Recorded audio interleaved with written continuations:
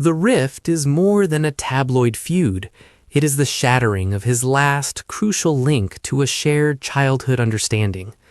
With his mother gone and his father ill, his brother was the one person who truly knew his journey. Now, that link is broken, replaced by lawyers, leaked stories, and bitter silence. The loneliness of his position has been exponentially amplified. He must navigate his father's illness and his wife's treatment without the brother who once stood shoulder to shoulder with him. And he must do so knowing that every private emotion is potentially fodder for another transatlantic revelation.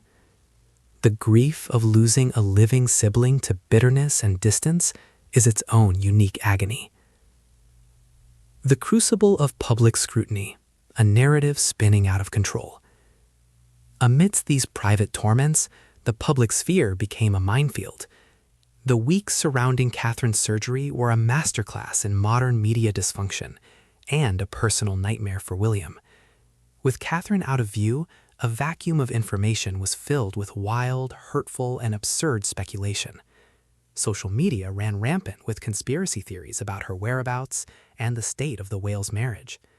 The infamous Mother's Day photo editing incident, intended as a casual gesture of reassurance, backfired spectacularly, fueling the very fires it sought to extinguish. For William, this period must have felt like a horrifying echo of his mother's persecution. The institution he represents was failing to protect his wife from the same beast that hounded Diana. His anger at the press, a lifelong trait born of trauma, would have reached a boiling point. Yet, as future king, he could not lash out. He had to remain silent, dignified, and above the fray, even as the fray viciously attacked his family's integrity and his wife's dignity. The emotional discipline required to absorb that level of malicious noise while dealing with the stark reality of cancer in his home is almost superhuman. It was a stark reminder that no amount of status can shield one from global ridicule and ghoulish fascination, and that the palace's traditional never complain, never explain mantra can crumble in the digital age. The weight of the future, bearing the mantle alone. All these threads coalesce into the overarching pressure of his destiny. King Charles's illness made the timeline to the throne frighteningly tangible. The man William is becoming, a man forged in grief, tested by betrayal, and anchored by his own immediate family, must now prepare to embody the crown sooner than anticipated, and potentially under the cloud of tremendous personal loss. He must contemplate a coronation that could coincide with a period of profound private mourning. He must consider leading a monarchy that his brother has labeled as toxic, and his mother found suffocating. He must modernize an ancient institution while being its ultimate symbol of tradition. He must be a king for a diverse, fractured United Kingdom, all while ensuring his children do not bear the scars he carries. This is the ultimate hardest moment, the convergence of past, present, and future into a single, relentless point of pressure.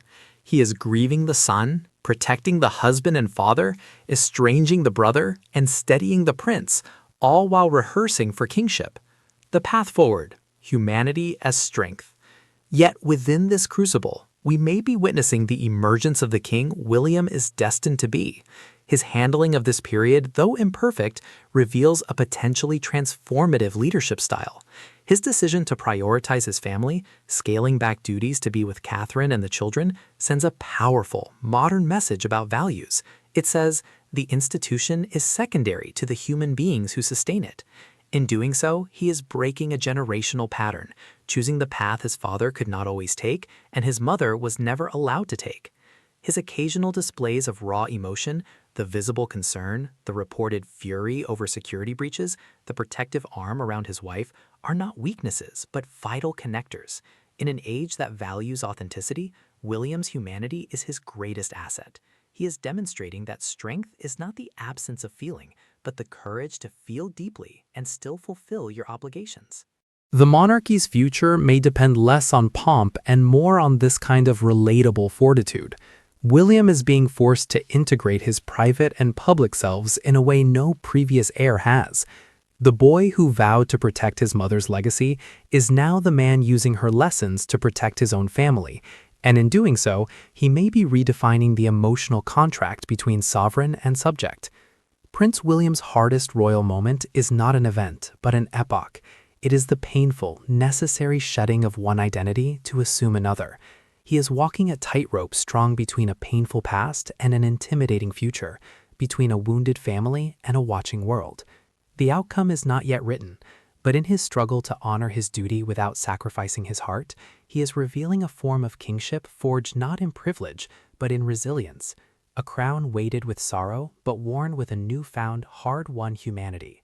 The unseen crown he wears now, woven from grief and responsibility, may ultimately prove to be the one that fits him best, preparing him not just to reign. The image of the Prince of Wales is one of steadfast composure. He's the steady helmsman, the future king whose calm demeanor has long been presented as the balm to the storms that have occasionally rocked the House of Windsor. Yet, beneath the surface of that impeccable public facade, Prince William is enduring a period of personal and professional pressure that may well define his character and his future reign. This is not a single hardest moment, but a compounding cascade of them, a perfect storm where private grief, familial fracture, intense public scrutiny, and the immense weight of destiny converge. To witness it is to see the human being behind the title grappling with the ancient, unyielding demands of the crown. To understand William's present, one must first acknowledge the foundational trauma of his past, the loss of his mother, Diana, Princess of Wales.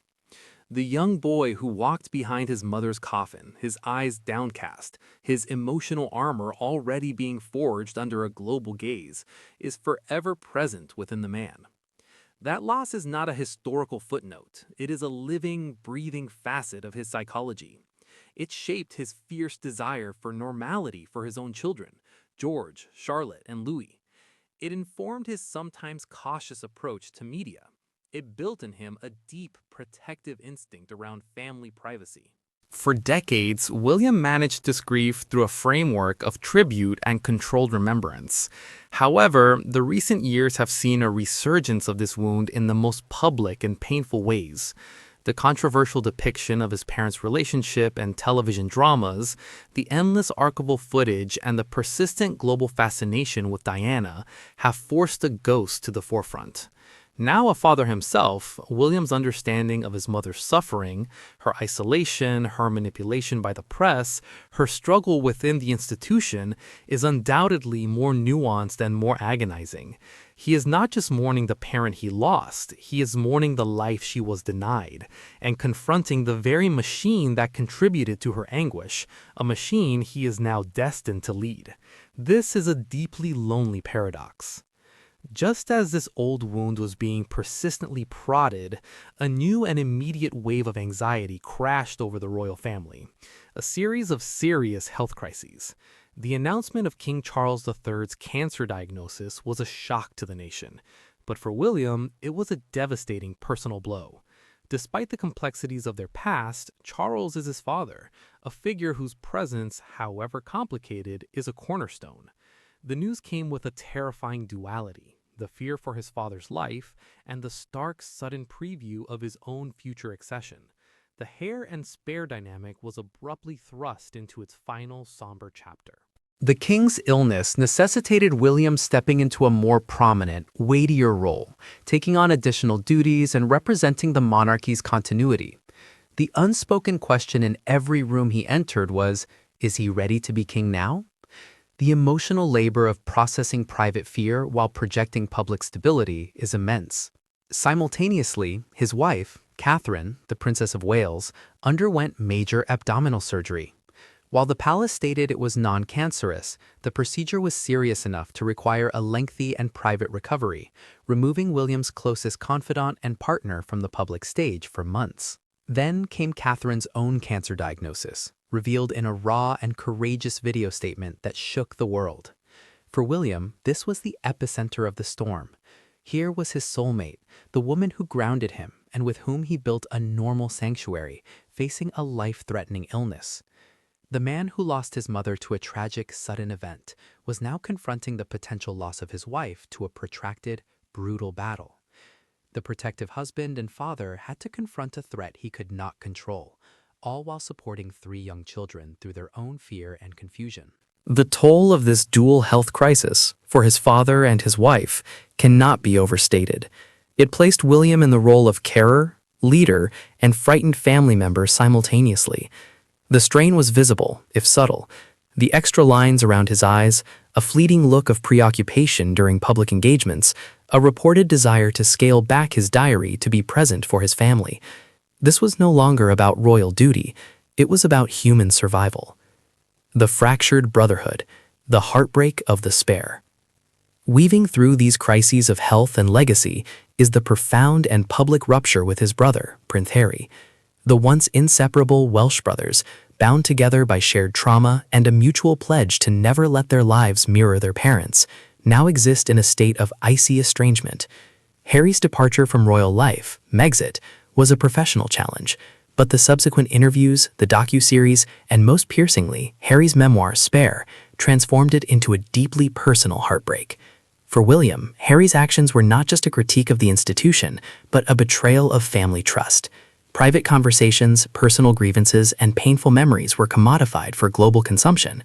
William saw his brother not only attacking the monarchy he is destined to lead, but also dismantling the private family narratives they held.